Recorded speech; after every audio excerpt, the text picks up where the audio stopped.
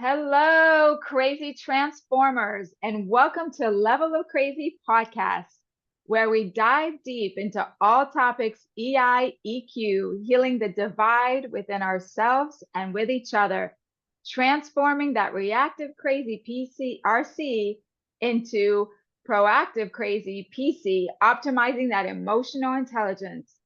I am your host, Alla Esther Levy, emotional intelligence specialist, minister of spiritual healing, and undercover comedian. And today, our show is going to be a special one. Our guest is Dr. George Love of Triple Vitality, Doctor of Oriental Medicine, and lineage holder of Qing Long Qigong. He has been practicing Taoist spiritual wisdom for 40 years. And today's show is about Qigong and EQ, mastering mind, body, and emotions. And just a quick reminder, per request for donation link, we have placed it in the show notes below, so please support our work. And now let's get into it. EQ to the rescue. So Dr. Love, how are you? I am wonderful. Every morning I go to the beach to teach Qigong from 7:30 to 8:30. And I think you came a week ago for a few minutes just to look at the class. And each day we focus on a different part of Qigong, but every Friday we do emotional release Qigong. And today we had a couple of new students, so I went into way more detail. So I am charged up and ready to give you some emotional release techniques. Woohoo! All right. Well, that's amazing because you know that this show is all about that. We're all about how do we get our crazy in the right kind of crazy. And so, Qigong is such a special modality. And before we get into the tips, let's tell the listeners and the viewers that are watching on YouTube, tell us a little bit about Qigong. What is this? And actually, if you can, let's just start with that. Start with telling us what is this Qigong, and when you do, can you tell us what is the difference between Qigong and Tai Chi? Because I've had this question myself for many years, so maybe you can inform us a little bit. Okay, well, I'm glad you started with that because that's exactly where I was going to start. Everyone's heard of Tai Chi. Tai Chi is a martial art. The purpose of Tai Chi is to break bones. Tai Chi, translated into English, is supreme ultimate fist. Ooh. And when you make a fist and you hit somebody, the intention is to break their bones. Now, I got into blew up on the big screen. And my friend who was half Korean, we did Jeet Kune Do, and then I moved to New York and I learned Go Ju, and then I learned Tai Chi. And then I met Master Lee, who was my Qigong master. And the reason I got into Qigong is I read this magazine article about this woman who had a particularly virulent form of uterine cancer. And they sent her home from the hospital and said, "You're going to be dead in 3 months. There's nothing else we can do." So while she's cleaning out the garage, she finds these papers that her grandfather had written, and she started doing these exercises. 3 months later, she goes back to the hospital. "I feel great. I'm not dead. You told me I was going to be dead." And they said, "What did you do?" So she showed them these exercises, and they're like, "That's Qigong." And they converted that hospital to a Qigong hospital. And there are 10 Qigong hospitals in China. So when I read that magazine article, I said, I have to learn Qigong. And then I asked around and I found this guy in Chinatown teaching Tai Chi. And he said, "Listen, Tai Chi breaks bones. Qigong heals bones. Because you know Chinese medicine and acupuncture, I'm going to teach you Qigong, but you have to stop sparring." And I'm like, "Why? I like fighting. I like hitting and being hit." And he said, no, that's going to weaken your energy field. I'm going to teach you how to heal. And that was my first lesson in Qigong, is to learn how to heal bones instead of breaking bones. Wow, Now, that's profound. That's pretty amazing. And it must have been a little bit, well, not a little bit. It must have been a huge transformation for you, because I know you for many, many years, and you are quite the how do I say this? You have a lot of energy. And so it was probably in a lot of fire. And for people with a lot of fire to calm down and to be told to breathe and to use that energy in a more, I wouldn't say like you're not peaceful, but I will say that you're fiery, and I'm fiery too. So for us fiery people, for someone to tell us to calm down, it's like the whole world has now shifted, it's a whole universal, change. So tell me, how was that for you? How did that feel? well, I was a little disappointed because, like I said, I liked fighting, I liked hitting. I played football, so I was an offensive lineman, so I liked hitting. I enjoyed that. But when Master Lee says, no, I'm going to teach you walking meditation. And I hated walking meditation. I hated it. And everybody had to do walking meditation for 30 minutes before class. Oh And then God. we noticed that some people were late to class. And then instead of doing 30 minutes, we're doing 40 minutes, 45 minutes. And then we figured out whoever was the last one to class, he would not start until everybody had done 30 minutes. So then we would get that guy in the hallway and like, you better be on time. Exactly. Exactly. Yes, so that must have been a very interesting, here we are trying to be peaceful, loving, and kind, and your guys are in the back, just about to, jump the poor guy for being late. But that's good. For being late. I like Master Lee. He's a smart man. So some years later, I figured I didn't have to do walking meditation anymore. After about 6 years, I said, I don't need to do this anymore. And then I realized I missed it. I actually missed doing the walking meditation. So when I would go to the mall, I would practice walking meditation. So one day there was this shoe sale on really expensive shoes. And the store was crowded. There was only 2 people working in the store. So I'm standing in the back of the store doing walking meditation. The manager comes up to me and he says, when you get to the front of the line, your shoes are comped. I said, how did I get to be so lucky? He said, your energy calmed everybody down in the store. I could feel it. And all I was Wow. doing was just walking meditation. So then I'm like, this must really be valuable because this guy doesn't know anything about anything, but he could feel the energy in everybody in the store. So So that's when I'm I sure, knew. yeah, I'm sorry to cut you off. So I'm sure that the people listening are probably like, what's a walking meditation? Can you give me a quick little description of that? Um, Walking meditation is using your hands and your knees and your feet in concert. So they're all working together. So when I extend my arm, I extend my foot. And then as I pull my arms back, I shift my weight. And then I pick up my other foot. And so I am literally like a marionette. Uh-huh.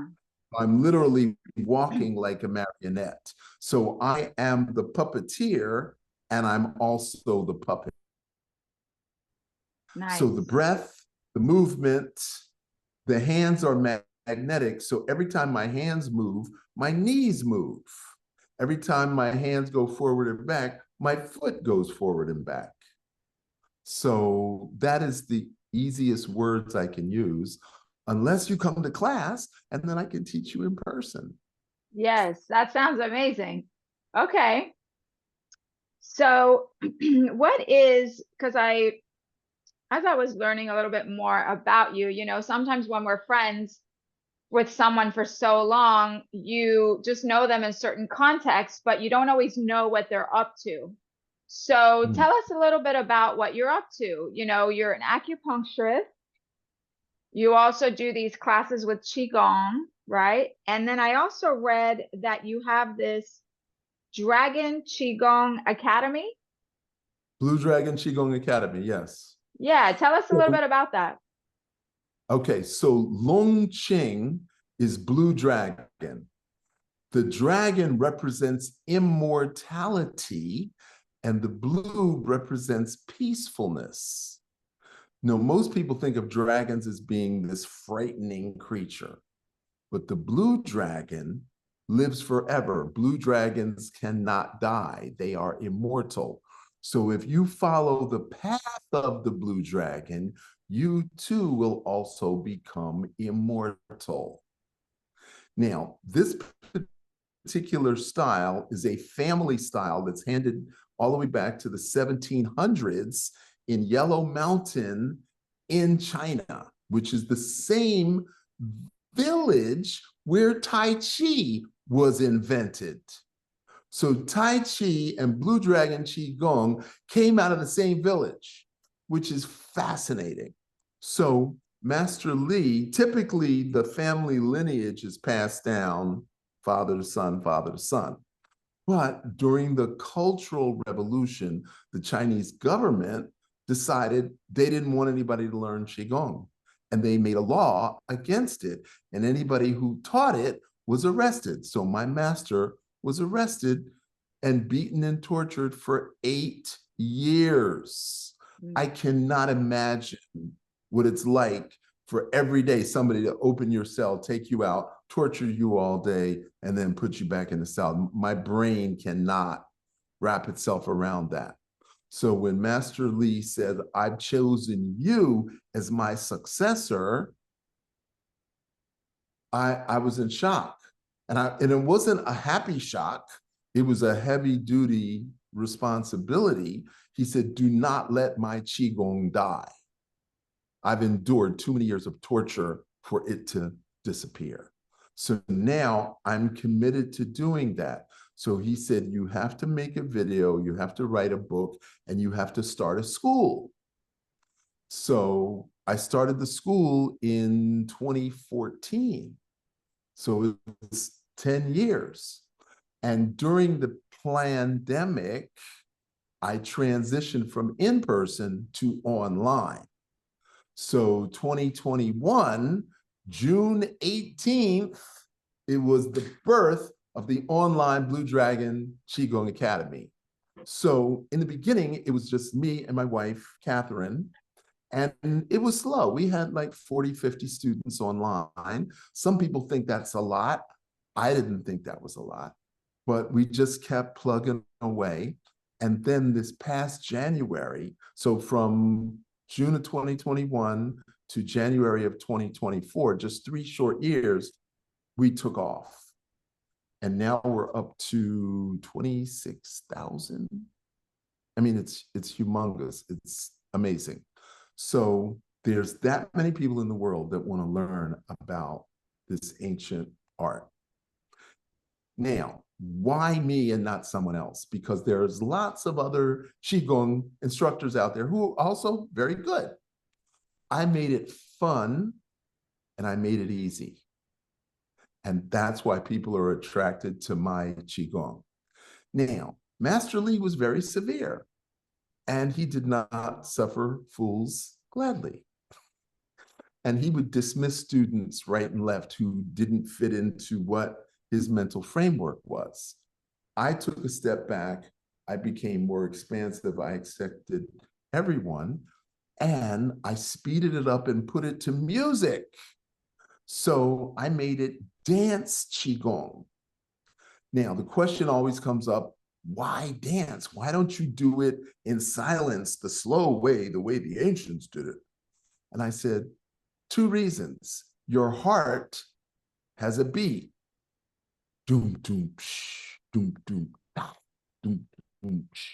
So if I can get you to tune in to your own heart rhythm, we can reverse heart disease, which is the #1 cause of death in the United States. Number 2, cancer, lung cancer, is the #2 cause of death in the United States. So your breathing also has a rhythm.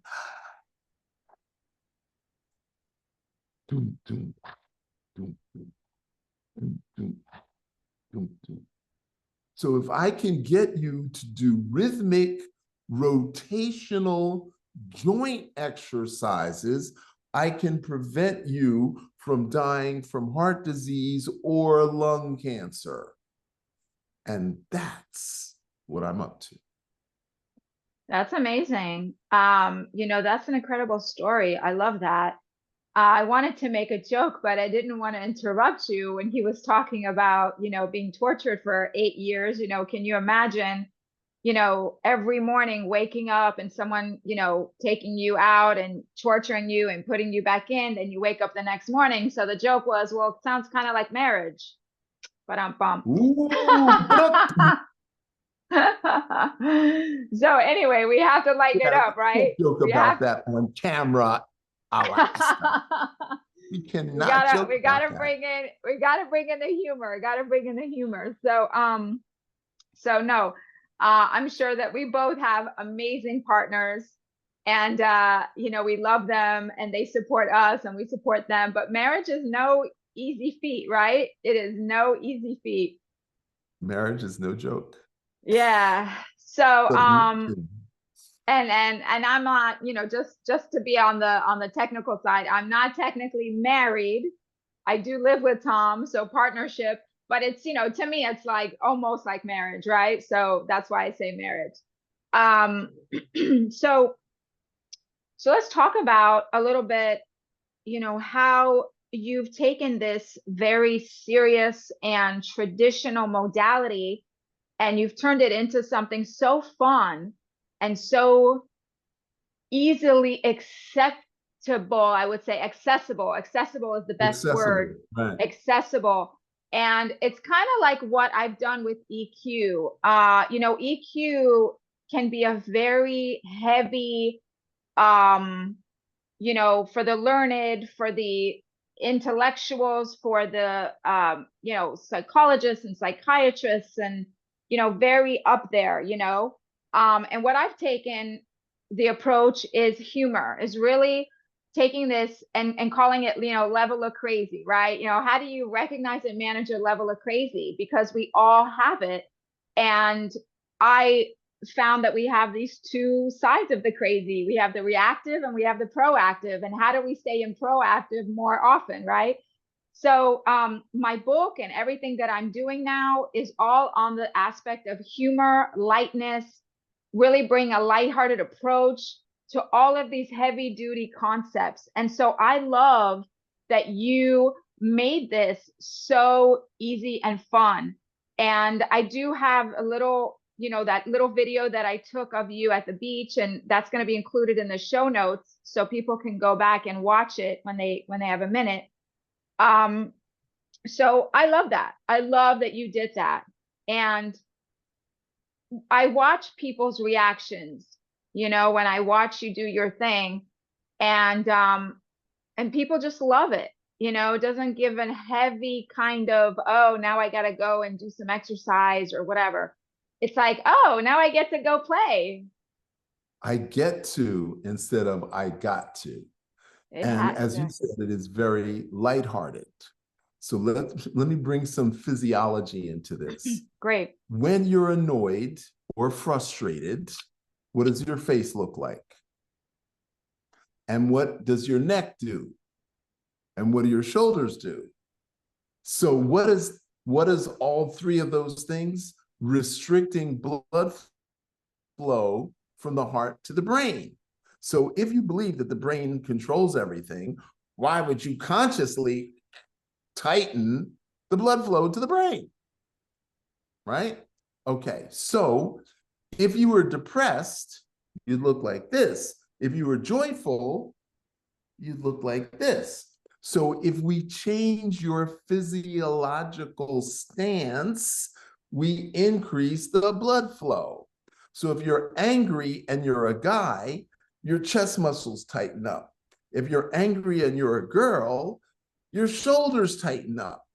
If you're worried, your abdominal muscles tighten up. If you're fearful, your low back muscles tighten up. If you have anxiety, your hamstrings tighten up. So based upon your emotional distress and the moment in real time, your body reacts with muscular tension. Now, 5 years, 10 years, 15 years, 20 years later, did you call me? I can't hear you. So say that again. So you're, and when we get old, we get stiff. And that's why some people get that hump in their back. And other people are like, with the goiter on the side of the neck. So what Qigong does, it forces you back into your infantile happiness. It makes you be like a little child. And that goes back to your happy crazy. Because children do crazy things, but they do it out of happiness, not out of maliciousness. Exactly. Yeah. Yeah. Thank you for describing that. That's very good. Um, so tell me, I'm assuming that everybody can do this kind of exercise, right? It's not limited to any one age group. Tell us a little bit about that. Okay, so Master Li said that he targeted people over 40. He said because young people don't have the attention span. Now, we know that the average person has a 6-minute attention span. When Master Li was teaching, it was 40 years ago. And he was complaining that people had short attention spans then. You think it's better now? It's way worse. So when I first started teaching Qigong, all of my friends said, teach it to kids, teach it to kids. And I would go into the community center where the kids were, and the kids were like, can we do the coloring book? Can we watch the anime video? They were not interested. But the parents and the grandparents, they were like, and I was like, wow, Master Li was right. The older people are more in tune with this than the younger people. So then it came up, people were paraplegic, wheelchair, walker, canes. And he said, we do chair Qigong. So we put people in chairs and we had them do the same movement in a chair. And then we did cane Qigong. So we found exercises. Well, we didn't find them, he designed them. So he taught how to use a cane in how to massage your neck, massage your legs, and then particular movements with the cane. So anybody can do this. I don't care if you're in a wheelchair, a walker, or even partially paralyzed, a hemiplegic. We can do Qigong. Wow, that's amazing. And is there, can someone get hurt doing this? Can you get hurt breathing? Can you get I hurt know, drinking right? water? Okay, just checking, just to make sure. Okay. Checking. Now, tell me, how do you recognize and manage your level of crazy? Well, breathing is the single most important thing you can do. If I slit my wrists, it would take 24 hours for me to bleed out. But if I don't breathe for 4 minutes, I'm done. So whenever I feel this, I start breathing. And the particular thing I teach is called the 6 healing breaths. And for the lungs, it's like the sound a snake makes. So I'm in traffic and there's people around me who are in road rage that are endangering my life because they're fighting with some other car in traffic. And I just lean back and I go, and that's how I manage my crazy. Now, if I'm in a room full of people who are arguing around me, and my instinct is like, shut up, everybody. And I can't obviously do that because you don't argue with stupid people because other people can't tell the difference. So you just let stupid people be stupid. And I just go, oh, oh, oh. And around the fourth or fifth oh, people look at me and they're like, I think maybe we should calm down. Dr. Love is getting upset.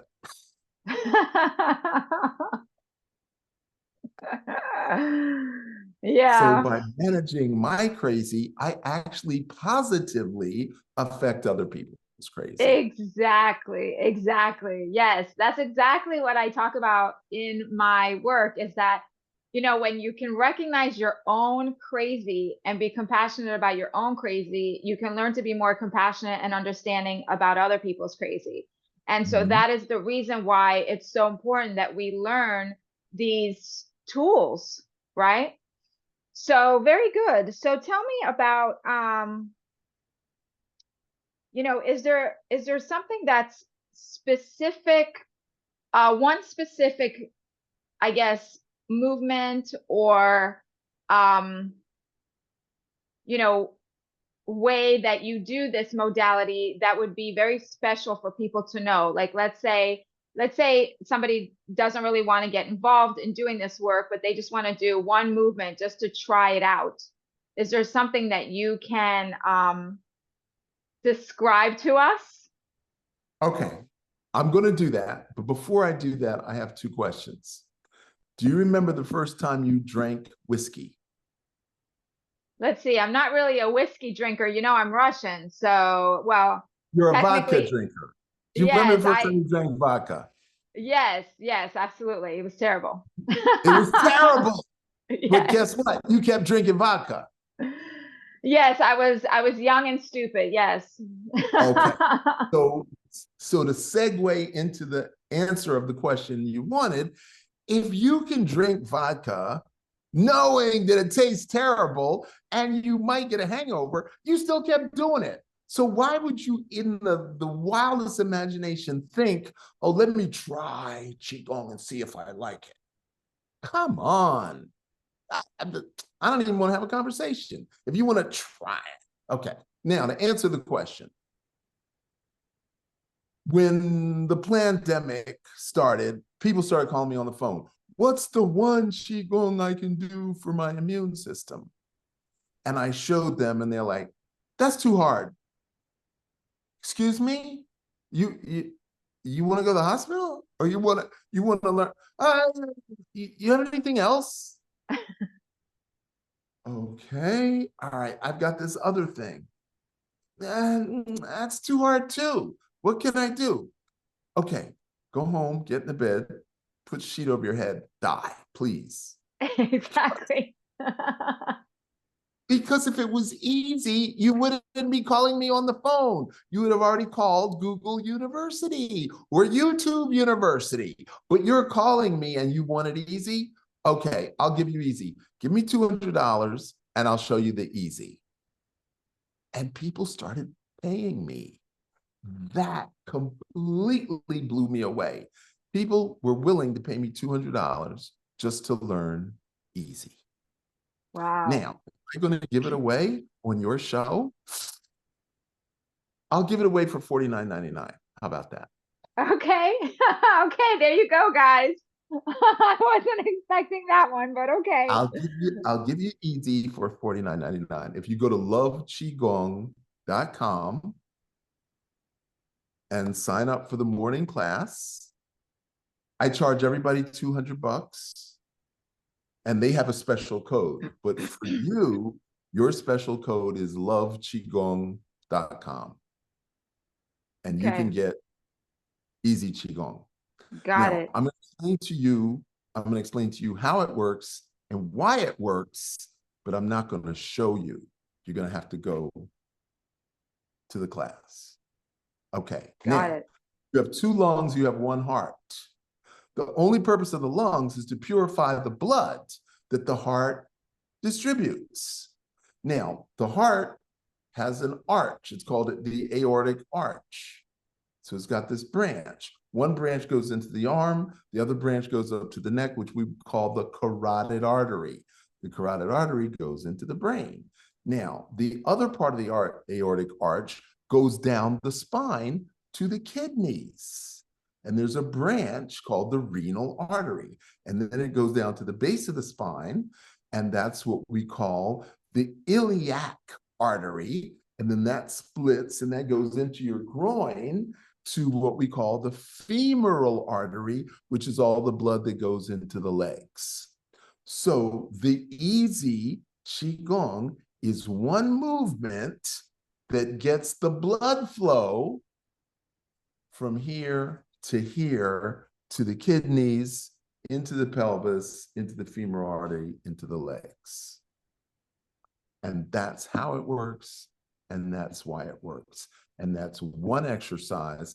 And you have to do it for 3 minutes, 3 times a day for 3 months.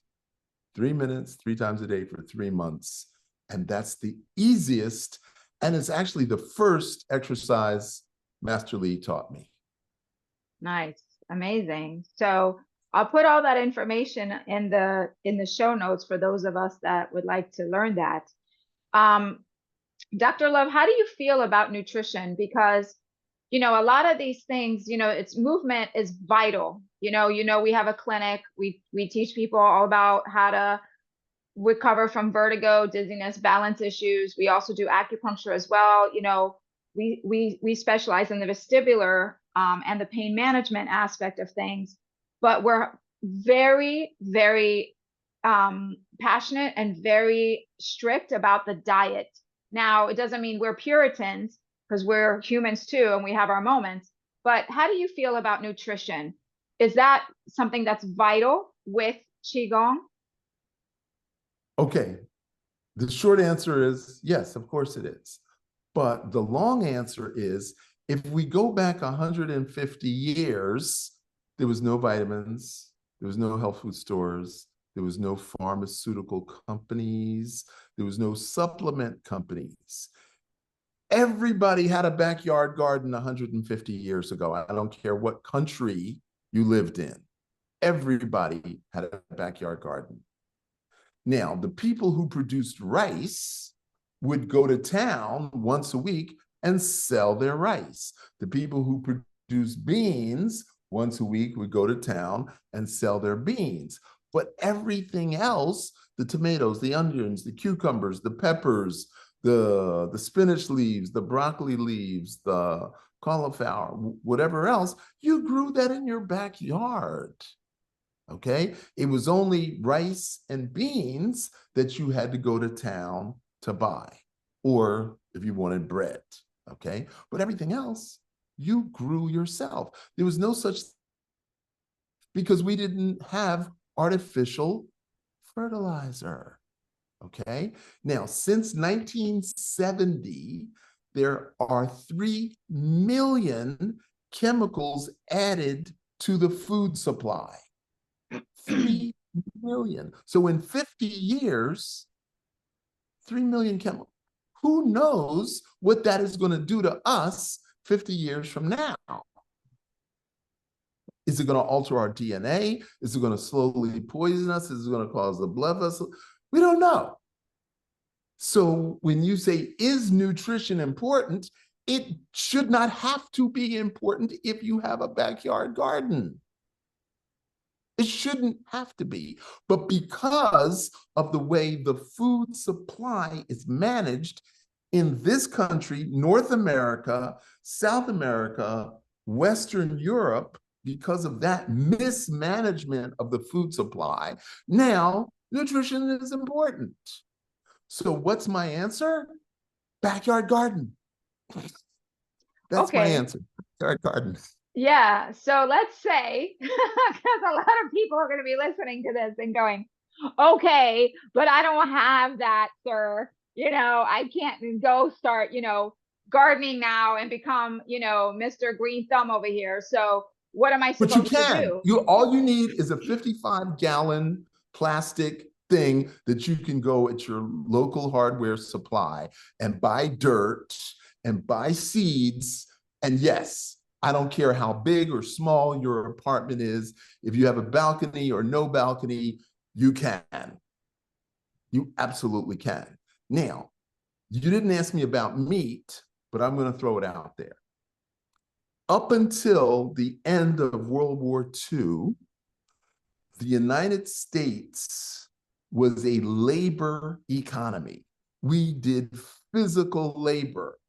And because you do physical labor, you need to eat meat. And now we fast forward, we're not in a labor economy. So from 1945 to 1975, that 30-year period, we transitioned from a labor economy to steel, rubber, oil and gas, and pharmaceutical hospital. And from 1975, steel industry disappeared, rubber industry disappeared, oil and gas disappeared, and what's left? Pharmaceutical and hospitals.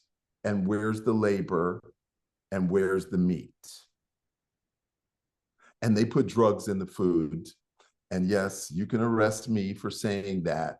They put addictive drugs in your meat. You can double check that with any animal feed producer. Anybody who grows cows injects chemicals into their cows. And once they're slaughtered, they put more chemicals. And it's all legal. It's 100% legal because they passed the laws to make it legal. Do you think that that is true for the grass-fed, grass-finished organic meat? No, it is not true. Grass-fed made a personal commitment, not a government contract. They made a personal commitment to only provide that. I know two guys, one in Montana, who brought cows from Africa, the ones with the big horns. I can't remember the name of them, but he only fed them hay. Only hay. Guess what? They had omega-3s. Cows don't have omega-3s. Cows only have omega-6s, but his cows have omega-3 because of the way he fed them. Yeah, that's great. That's great.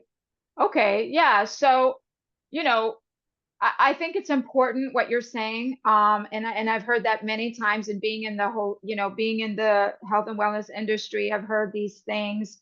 And we definitely want people to educate themselves and make the decisions that are right for them. We do promote a more plant-based type of diet in our clinic, but we still have meat once in a while. It's not like we're saying don't eat meat. Some of us love meat, but if you can try to eat the cleaner the meat, the better, grass-fed, grass-finished, that's better.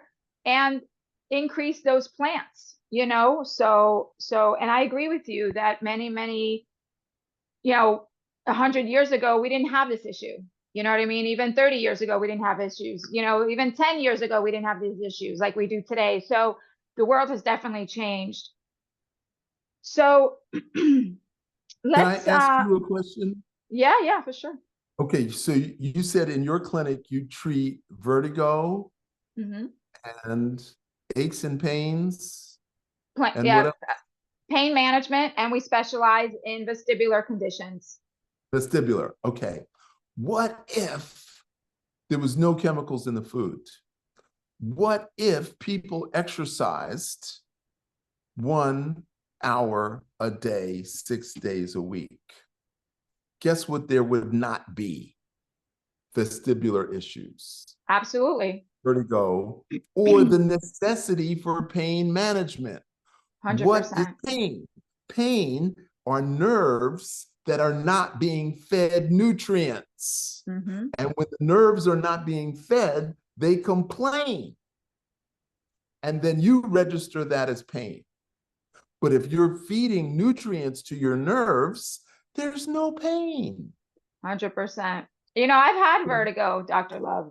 In 2021, we were about to launch our online program and I got vertigo. And I know exactly where it came from. And I do not have it anymore. Why? Because I practice what we preach in the clinic.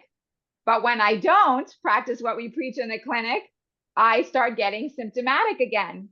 So we know exactly, what we're saying. It takes a lot of work and it's a lot of energy. But if you want to stay well, you got to do what it takes.